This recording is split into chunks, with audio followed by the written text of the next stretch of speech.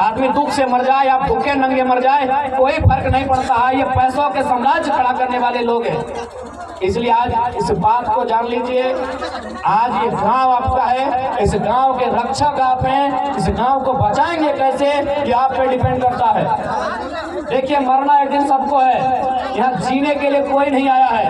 आप अगर अंदर में डर डर के मरेंगे तो उससे अच्छा एक दिन निडर होके मर जाए। 100 दिन डर डर के जीने से अच्छा एक दिन लड़ते हुए मर जाइए। मौत एक दिन सबको आएगी। आप भगत सिंह को मानते हैं, आप चंद्रशेखर आजाद को पूछते हैं, आप बिरसा भगवान निर्मलदा को पूछते हैं, क्यों? उन्होंने जान दिया। अगर उन्होंने जान दिया था तो क्यों दिया था? किसी ने भारत की मुक्ति के लिए, किसी ने झारखंड की मुक्ति के लिए। तो आप सामने आइए, इनका मुकाबला कीजिए आपकी आने वाली पीढ़ी की मुक्ति के लिए। आज अगर आप इनका सामना नहीं करेंगे, आज अगर आप इनका मुकाबला नहीं कर रहे हैं, आज ही आपकी मिट्टी लूट रहे हैं, कल आपकी बहू बेटी लूट लेंगे, क्या करेंगे? कब तक समझौता करेंगे? कब तक इनके पास सत्ता है, इनके पास शासन है? सुनने में आया ये देश के मंत्री देश के मंत्री राजनाथ सिंह के रिश्तेदार लगते हैं। आप कहाँ तक जाइएगा इनके सामने?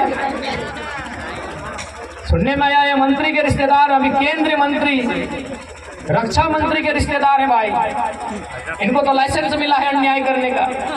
अब मंत्री के रिश्तेदार है तो गिनेंगे हमको और आपको, ये गिनेंगे डीसी के कानून को, ये गिनेंगे एसपी के सुरक्षा सिस्टम को, ये मानेंगे बीसीसीएल के टर्म एंड कंडीशन को। इनका संबंध सुने रक्षा मंत्री से, तो आज लोकतंत्र के चौथे स्तंभ के माध्यम से हम देश को संदेश देंगे कि भाई, और मंत्री जी को ही संदेश देंगे कि आप देश के मंत्री हैं, ये एलवी सिंह के रिश्तेदार हैं।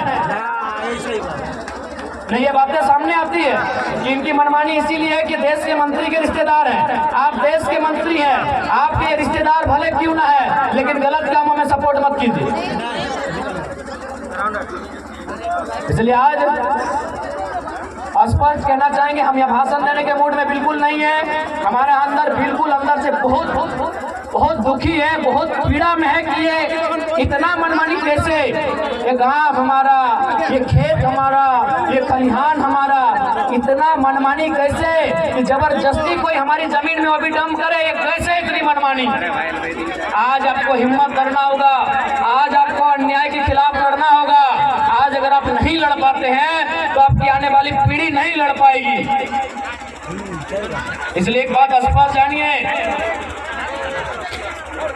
यहाँ वही जीता है जो निडर होकर बहादुरों की तरह सामना करता है।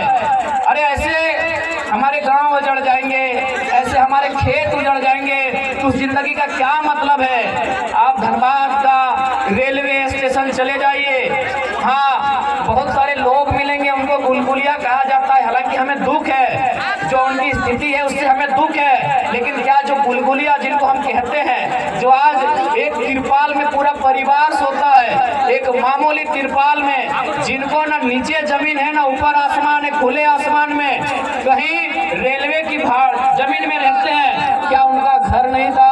क्या उनका परिवार नहीं था? क्या उनका जमीन जायदाद नहीं था? लेकिन इसी तरह कभी ना कभी किसी कालखंड में ऐसे कानून आए होंगे, ऐसे दबंग लोग आए होंगे तो उनके घर से बाहर किए होंगे। अभी आपको डिसाइड करना है कि जिंदगी कैसी हो।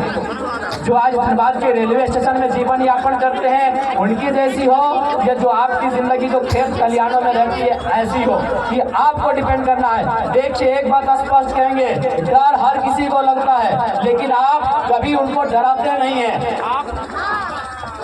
आप हमेशा खुद को डर के दायरे में रखते हैं।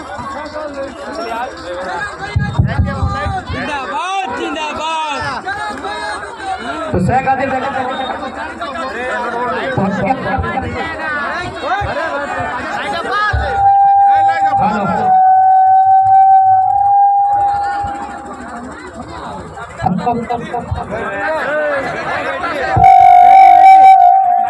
हेलो तो सह खातिर सोनी से एक बात स्पष्ट का वो कि देखा अपन आपके बचवे खातिर एक युद्ध की तैयारी करे। यदि थोड़ा डीसी बचवे पा रहा तो डीसी यहाँ जो हम मना नहीं करा लियो। यदि तोरा ऐसे एसपी सुरक्षा दिए पा रहा हो तो एसपी यहाँ जो हम मना नहीं करा लियो। यदि तोरा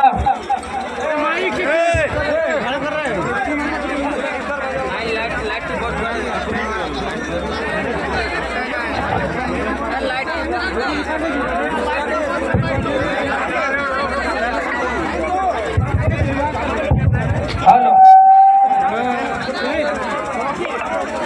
तो देखा हम बार बार कर लियो तनी हमरा जल दिन कहबा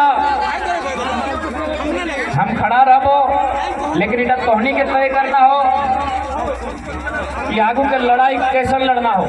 क्योंकि हमरा उम्मीद हो कि प्रबंधन प्रशासन विधायक सांसद पर मदद करे के स्थिति में ना हो। तोरा मदद केवल तोर एकजुटता कर दो, तोरा मदद तोर हिम्मत